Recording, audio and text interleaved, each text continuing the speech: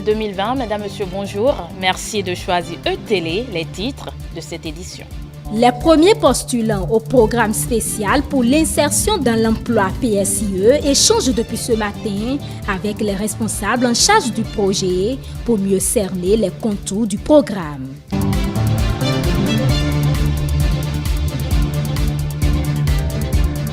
Débat scientifique ce week-end autour du thème dialogue politique et gouvernance électorale. Des solutions ont été proposées en vue des élections sans violence en Afrique.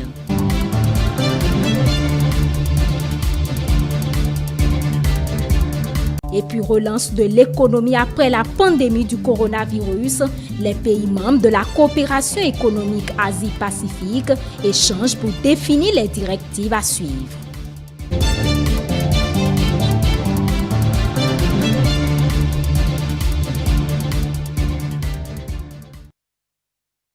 Bienvenue à tous. Le programme spécial pour l'insertion dans l'emploi, initié par le gouvernement, entre dans sa phase active. Les premiers postulants échangent depuis ce matin avec les experts des différents domaines d'activité pris en compte par le projet. Les admis à cette première phase seront rappelés, formés et envoyés dans les différentes entreprises publiques et privées dans le besoin.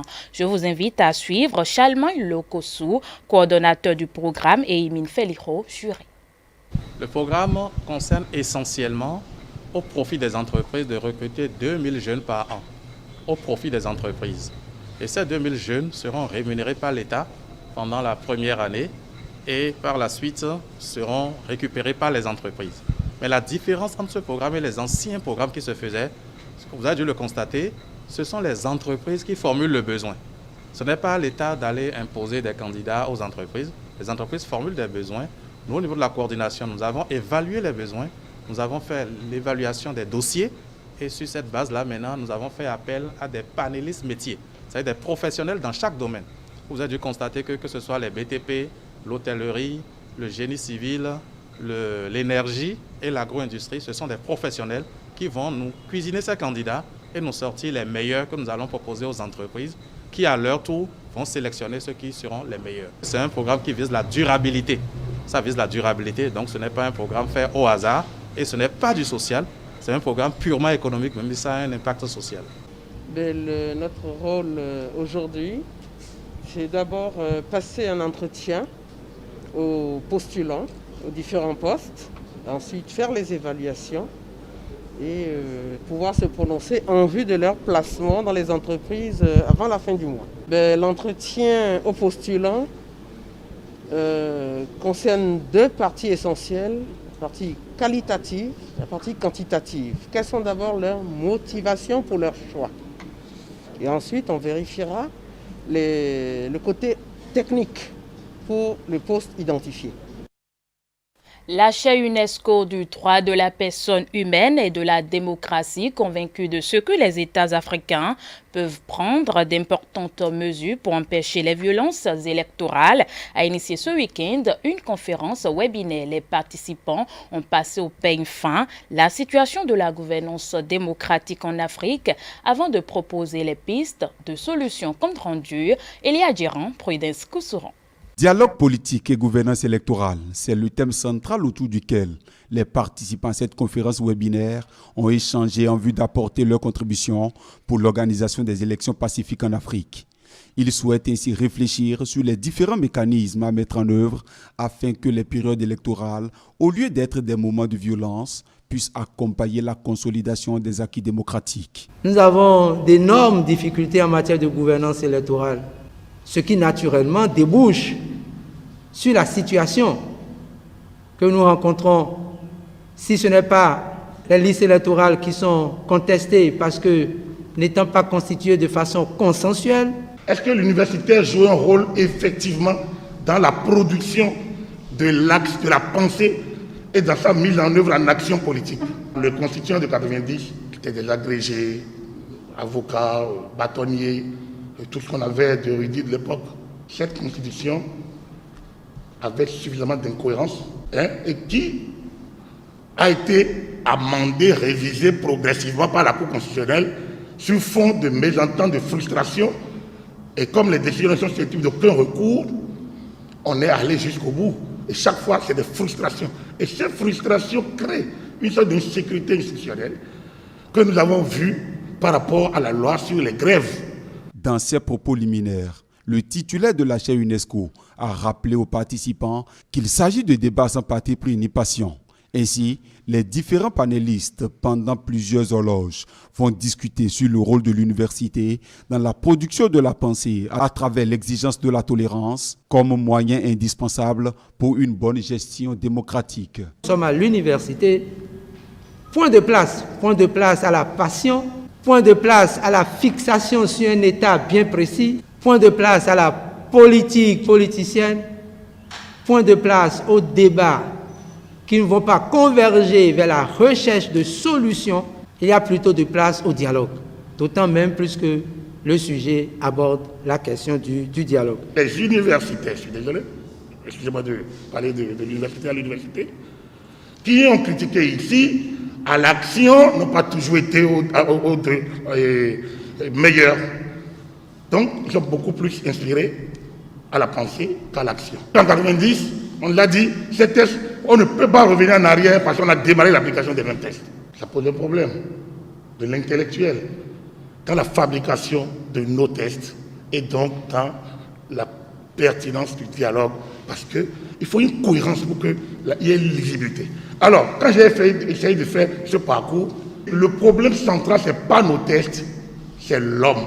Sur les perspectives pour une gouvernance électorale fructueuse en Afrique, Agapite Napoléon Maforican présente le fruit de sa réflexion sur l'historique des soubresauts politiques et souhaite que chaque acteur impliqué dans la vie politique reste dans son couloir. C'est pourquoi il invite la société scientifique à mettre les résultats de leurs pensées et de leurs études à la disposition des acteurs politiques. La société scientifique doit rester scientifique.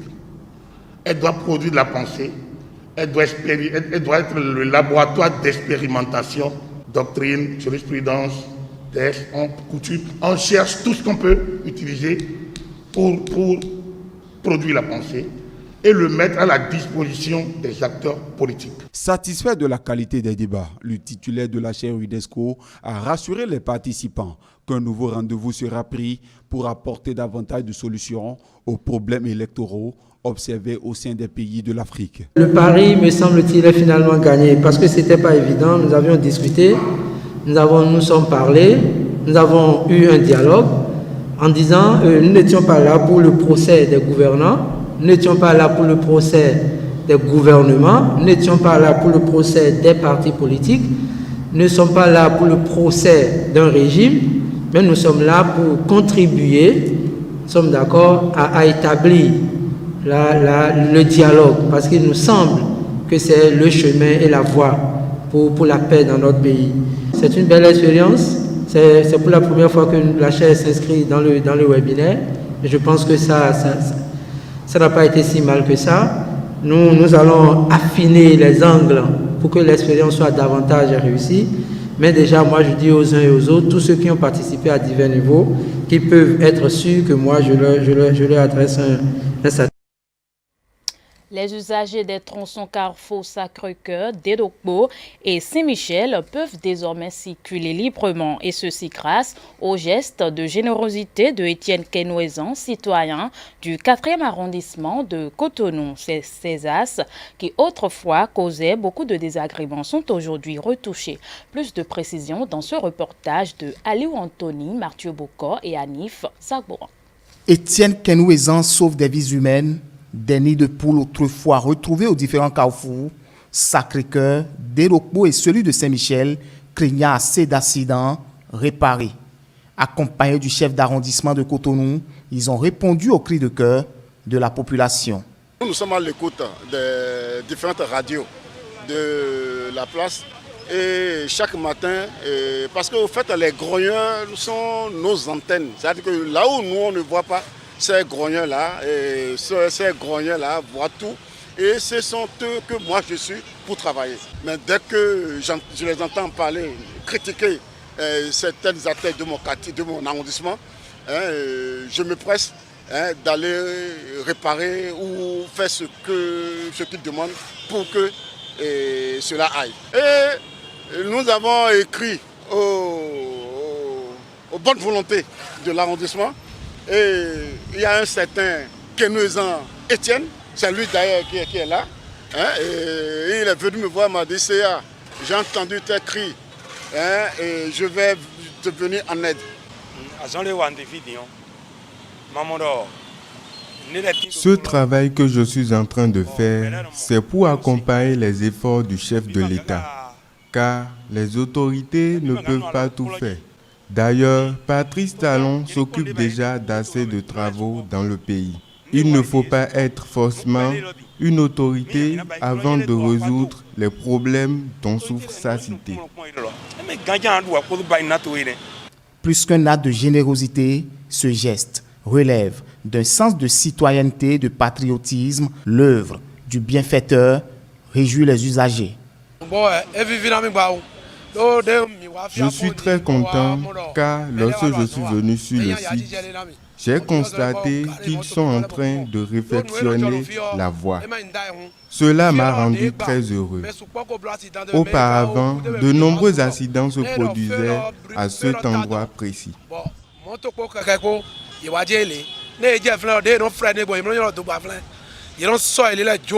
Le serviteur du peuple entend multiplier ses actions. Qu'a dit-il? La vie humaine est sacrée, des actions qui ne peuvent se concrétiser dans la durée sans l'accompagnement de tous.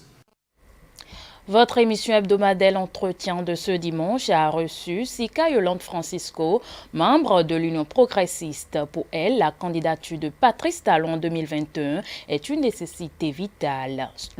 Suivez le compte rendu de son passage avec Stanislas Atadegnan et Mathieu Bocco. Le bilan du président Patrice Talon continue de séduire la classe politique. Nous remarquons des avancées notables, des réalisations sont nombreuses et des avancées sont aussi significatives qu'impressionnantes. Les preuves sur le terrain en disent long, a confirmé Sika Yolande Francisco, cadre du Parti Union progressiste. Quand on voit l'importance que le président de la République et son gouvernement ont donné au cadre de vie, les transformations, l'asphaltage des routes, beaucoup de choses. Nous avons eu des pavés, certes, c'était pas mal, mais aujourd'hui, il a osé mettre les moyens nécessaires qu'il faut pour améliorer les conditions de vie à travers le cadre de vie. Vous savez, il n'y a pas d'économie. Pour qu'une économie se développe, il faut qu'il y ait des infrastructures adéquates pour le transport des biens, pour le transport des personnes et aussi pour la circulation simplement des citoyens. Des réalisations qui sautent à l'œil, Patrice Talon doit achever ce qu'il a commencé, d'où sa candidature en 2021 est indispensable. Je suis pour le renouvellement du mandat du président Patrice Talon. Pour moi, c'est une nécessité vitale.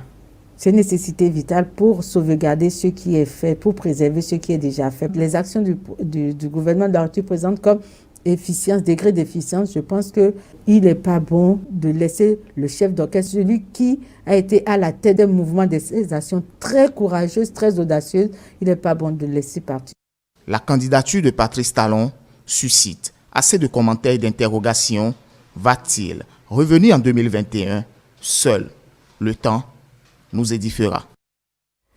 Les responsables de l'école d'initiation théologique et pastorale de l'archidiocèse de Cotonou ont procédé ce samedi 25 juillet 2020 à la remise des attestations de fin de formation aux étudiants de la première promotion. Durant 2 ans de formation, ils ont acquis des notions sur la vie spirituelle du chrétien. Romaric Dossa, Prudence Koussouran. Ils sont au total 94 étudiants à recevoir leur parchemin à l'issue des 2 ans de formation à l'école d'initiation théologique et pastorale EITP de l'archidiocèse de Cotonou. Une école qui a un sens anthropologique, culturel et théologique. Elle enseigne sur Dieu, la Bible et l'Église. Cette formation d'initiation théologique et pastorale sert la cité et la nation. Les défis sociopolitiques sont estimés et analysés, assorti de voies et moyens pour une transformation de l'intérieur, des mentalités, de la forma mentis du peuple. Elle participe ainsi à la formation de citoyens patriotes et dévoués au bien commun, à partir des implications de la foi. Avant la remise des attestations et certificats de fin d'initiation, les étudiants ainsi que tous les participants à cette cérémonie ont bénéficié d'une catéchèse de l'archevêque de Cotonou, Monseigneur Roger Ngbeji. Un enseignement qui consiste en une exhortation spirituelle, théologique et pastorale partant de l'évangile selon Saint Jean, chapitre 21, les versets 15 à 19. Sur la question de la fonction pastorale de Pierre, vous devez garder cette place et poursuivre la route des disciples d'Emmaüs, qui font route avec le ressuscité. Et c'est dans le dialogue avec le ressuscité que celui-ci les ouvre leur intelligence à la compréhension des Écritures et au vécu des Écritures. Et bien qu'il nous aide tout au long de cette route. Je vous souhaite bon vent et que ce texte aussi nous éclaire aussi sur notre rôle de disciple dans notre Église pour la participation de la pastorale. Remise des attestations et certificats. Nous notons 3 catégories d'étudiants dont les résultats de l'engagement sont essentiellement relatifs à leur disponibilité. Il s'agit de 17 auditeurs de cours. Ils ont suivi les modules fondamentaux validés par la présence. De 14 habitués de l'école, ceux-ci ont suivi les modules fondamentaux validés par la présence et par quelques évaluations. Et enfin, de 63 disciples d'Emmaüs. Ils ont suivi toutes les évaluations, une composition finale et un devoir de recherche ou un mini-mémoire. Les récipiendaires que nous sommes portent une lourde responsabilité. Nous promettons, avec le secours de Dieu, de ne pas décevoir. Et nous nous engageons par la même occasion à être ouverts à toute observation. Nous saluons tout particulièrement le directeur de l'EITP, le père Rodrigue Bédinou, qui s'est donné sans compter dans un dévouement, une rigueur et une abnégation exceptionnelle depuis l'ouverture de l'école jusqu'au terme de notre formation.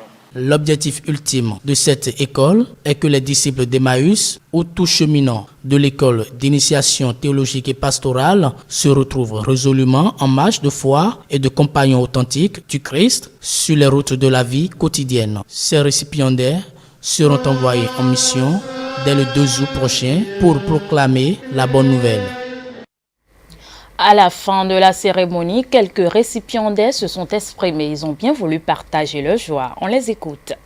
Dans notre monde d'aujourd'hui, il y a beaucoup d'interrogations auxquelles nous devons répondre en tant qu'aînés, en tant que pionniers de cette école. Alors, nous nous invitons à être mieux à l'écoute de la parole de Dieu pour pouvoir répondre à ces interrogations-là, surtout par rapport aux jeunes dont nous avons la responsabilité. C'est une joie énorme qui m'anime. Une joie en ce sens que c'est l'aboutissement d'un long processus. Ça a été vraiment difficile. Difficile en ce sens que, après nos occupations dans la journée, il fallait arriver encore ici. Quand on arrive vraiment à la fin comme ça fait véritablement un accomplissement. Et ça ne peut qu'être une joie. La formation s'est bien déroulée à mon niveau.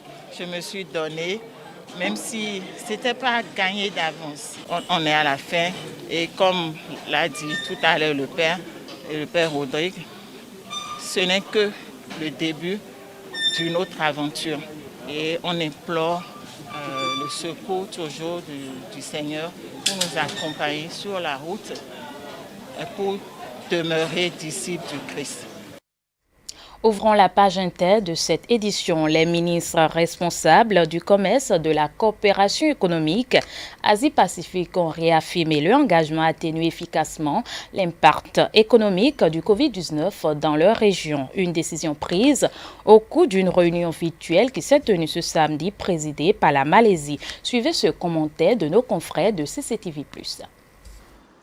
Les économies de la coopération économique Asie-Pacifique, APEC, ont réaffirmé la priorité accordée à la reprise économique après l'épidémie de Covid-19 à la suite d'une réunion virtuelle présidée samedi par la Malaisie.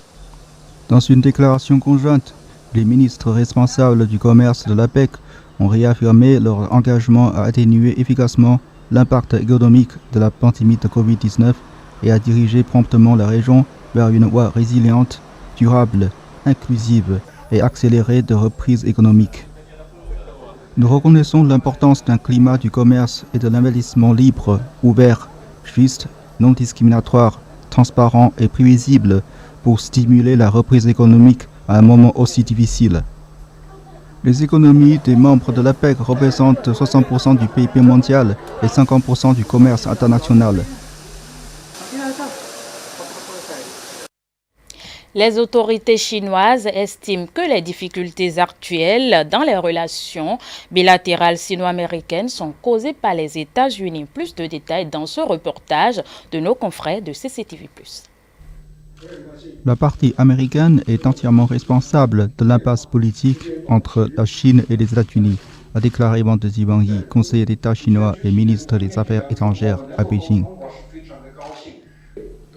M. Wang a fait cette remarque en réponse à une question sur les relations sino-américaines lors d'une vidéoconférence assistée également par son homologue allemand Heiko Maas. Le ministre chinois a estimé que les difficultés actuelles dans les relations bilatérales sino-américaines sont entièrement causées par les États-Unis, qui n'hésitent pas à employer tous les moyens possibles et ne reculent devant rien pour perturber le processus de développement de la Chine. Il a souligné que devant cette hostilité ambiante, la volonté de la Chine de suivre le principe de non-conflit et non-confrontation, de respect mutuel et de coopération gagnant-gagnant vis-à-vis des États-Unis reste inchangée. Le 21 juillet, Washington a ordonné soudainement la fermeture du consulat général de Chine à Houston dans un délai très bref. Ainsi se referme cette édition. Merci de l'avoir suivi. Bonne suite de programmes sur E-Télé, la chaîne de l'excellence.